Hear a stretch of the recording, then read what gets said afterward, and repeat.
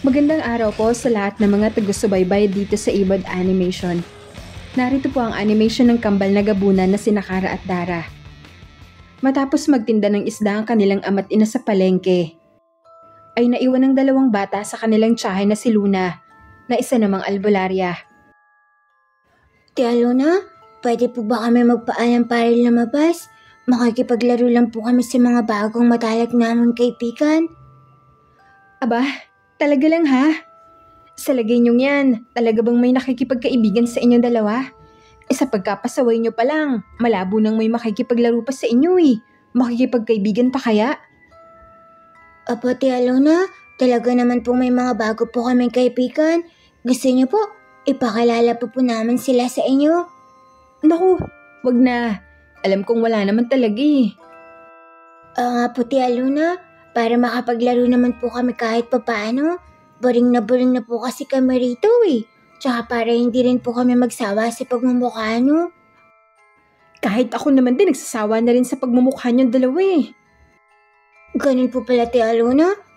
E di payagan nyo na po kaming lumabas si Dara. Sige na po Tia Luna, pumayag na po kayo. Sige na, pumapayag na akong lumabas kayo. Basta ipangako nyo na wag kayong lalayo na dalawa ha. Kabilin-bilinan sa akin ng mga magulang nyo na huwag kayong papalabasin kaya kapag may nangyari sa inyong dalawa, siguradong pagagalitan nila ako. Opo, hindi po kami masyadong lalayo. Pangako po yan Tia Luna. Pero hindi rin naman kami masyadong lalapit dito sa atin. Nga po Tia. Ha? Saan naman kayo pupuntang dalawa, Aber? Saan pa? Di sa tindahan ni Aling Melegring. Hala, baka umutang na naman kayo ha. Tapos gamitin nyo na naman ulit ang pangalan ko, kagaya ng dating ginawa nyo. Hindi naman po Tia Luna, pangako po. Hindi po kami mangungutang na dalawa, tatambay lang po talaga kami ron. Ay naku, sabi nyo lang yan. Di na pala ako pumapayag na lumabas kayong dalawa. Tia Luna, pumayag na po kayo kanini. Nga po, wala na pong bawian yan. Lalabas na po kami ngayon at hindi niyo na po kami mapipigilan. Wala na nga nagawa ang tiyan nilang si Luna. Nagtungo na nga sa tindahan ni Aling Milagring ang dalawang bata. Hoy, bumalik kayong dalawa rito. Kara? Dara? Ay naku, natakasan na naman ako ng dalawang yon. Sana naman hindi na nila subukang mangutang sa tindahan pag nagkataon. Naku, ako na naman ang pagbabayarin ng dalawang pasaway na yun. Dara, andito na tayo sa gilid ng tindahan ni Aling Milagring. Ano nang wala ko natin? Di ano pa? Total at nagugutom na ako. Di mangutang na tayo. Sige tara, mangutang na tayong dalawa.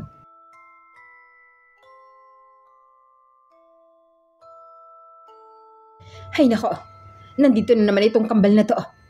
Sigurado ako na wala na namang gagawing matinuto. Mangungutang na naman. Magandang umaga po Aling Milagring.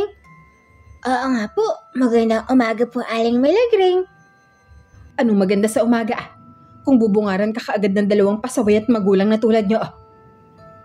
Ang sungit nyo naman po Aling Milagring, kahit ganito lang po kaming dalawa. Customer nyo pa rin naman po kami. Sa karita rin naman po kami palaging namimili.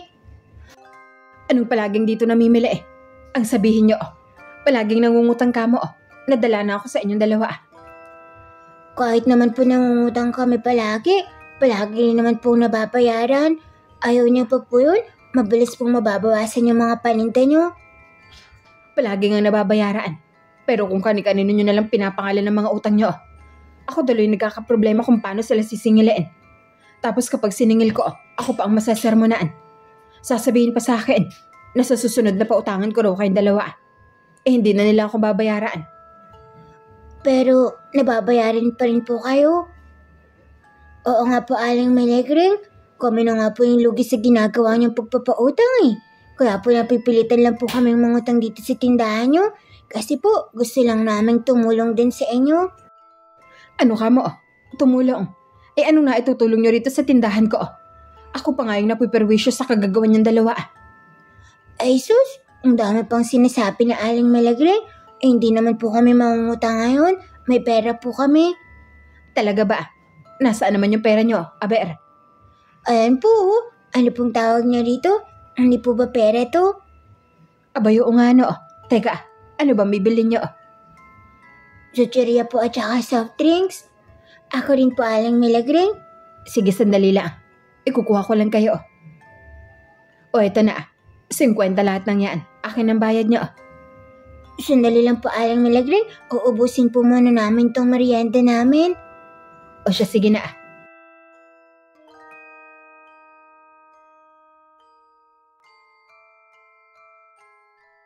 O ano na? Naubos yun ang mga kinakain nyo. Nasaan ang bayad nyo? Ha? Ano pong bayad ang sinasabi niyo Aling Milagring? Hindi ba sinabi nyo na may pera kayo? Kaya magbabayad na kayo. Oo nga po Aling Milagring, may hawak po kaming pera. Pero hindi naman po sa amin to. Kay Tia Luna po ito.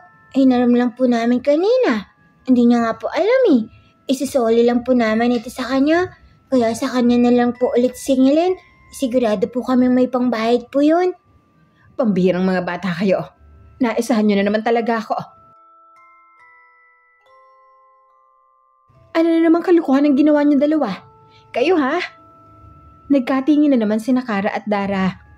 Wala po ha. Tumambay lang po talaga kami sa tindahan ni Aling Milagring. Oo nga po Tia, tama po ang sabi ni Kara. Tumambay lang po talaga kaming dalawa.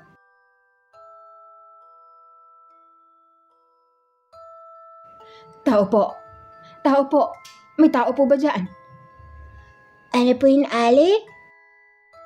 Ali, may kailangan po ba kayo? Mga inaing, dito ba nakatira yung magaling na albularya? Apo, dito nga po. Tia Luna, mukhang magpapagamot po sa inyo ang aling to. Ano ho yun, Manang? Ano hong maitutulong ko sa inyo? Hindi ako magpapagamot, inaing, kung hindi yung apo ko. Eh, ano ho ang nangyari sa apo niyo, Manang? Ilang araw na rin kasi. Suka siya ng suka. Tapos hindi na rin siya kumakain. Talaga nangihina na siya. Hindi ko naman siya madala rito. Gawa ng matanda na rin ako. Kaya kung pwede sumama ka na lang sa bahay namin. Ganun ho ba? Taga saan ho ba kayo, Manang? Doon pa sa kabilang baryo. Tapos papasok pa kasi sa gitna ng kagubatan.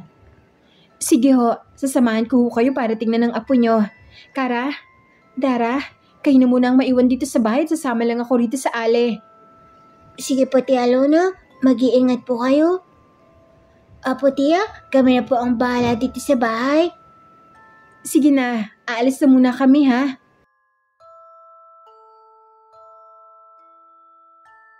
Kara? Ano yung Dara? Wala ka bang napapansin kakaiba sa matandangin kanina? Wala naman Dara.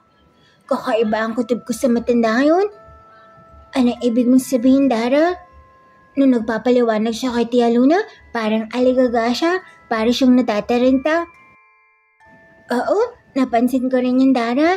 Natural lang yun dahil nag-aalala siya sa apo niya. Hindi yun Kara, para kasing hindi siya nagsasabi ng totoo eh. Parang may masamang pakay siya. Naku, huwag ka na mag-alala masyado kay Tia Luna. Siguradong nakahanda siya. Ano mang panganib? Nakalimutan mo na bang hindi siya ordinaryong albularya? Ina nga eh, pero paano kung patibong lang ang lahat? Paano kung hindi niya napansin yun? Tsaka paano kung hindi siya nakapagkanda? Yung sa bagay, may punto kang nga Dara. Siguro, sundan na lang natin sila.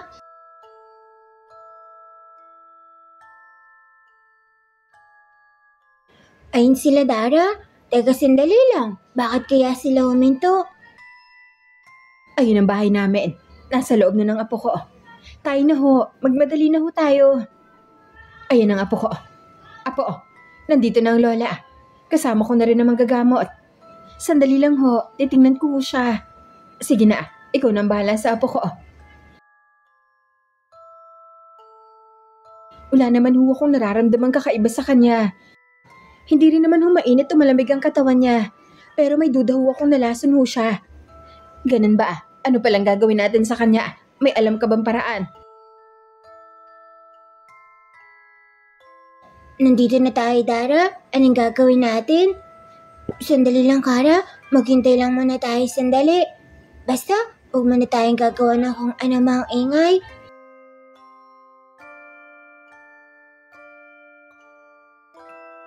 Hindi. Isang patibong. Nagtagumpay rin ako sa wakas. Mawawala na rin ang sakit ng ulo namin mga aswang. Kasalanan mong lahat ng ito babae. Marami ka nang pinatay sa mga kalahi namin. Kung hindi ka sana nakikialam sa aming mga ginagawa sa inyong baryo, eh di sana hindi mangyayari ang bagay na to sa'yo. Uy, matandang aswang. Oo nga, ikaw na matandang aswang ka. Akala mo, hindi namin matutunugan ng balak mo ha?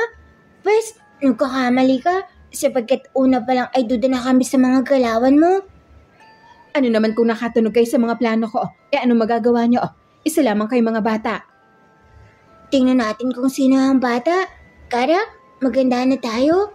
Dara, tara na at ipakita na natin ang tunay nating anyo.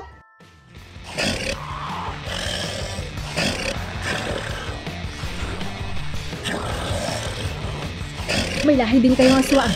Pero hindi na bale. Tingnan natin kung sino ang magwawagi sa atin.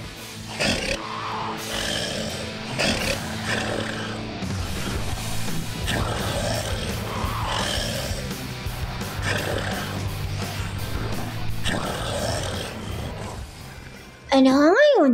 Akala mo, magdatagumpay ka na ha? Oo nga, akala mo siguro mananalo ka sa amin ha? Sino ngayon ang bata? Hindi ito maaari. Paano nyo ako nagawang magapi? Gayong isa lamang kay mga bata. Mga bata lang kami, pero walang makakatalo sa amin kapag pinagsama ang mga atake namin. Dahil nga kami ang kambal na gabunan na sina Kara at Dara. Tia Luna, gumising ako kayo. Kara? Dara? Narito kayo? Apo Tia Luna, narito po kami para iligtas po kayo.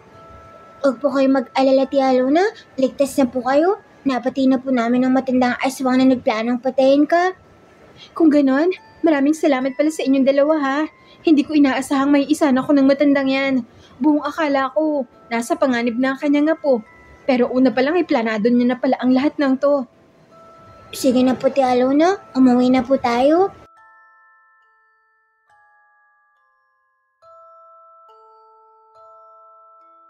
It was at this moment that he knew. O Luna, kasama mo pala yung dalawang kambal na yan. Opo, Aling Milagring. May ginamot lang ho ako sa kabilang baryo. Ganun ba? Nasa na nga pala yung bayad mo sa utang mo? Ano ho?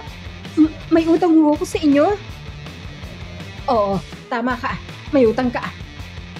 Kaagad naman nagkahinala si Tia Luna sa kambal. Kaya napatingin siya ng masama rito. Sabay napatakbo na lamang ang dalawa.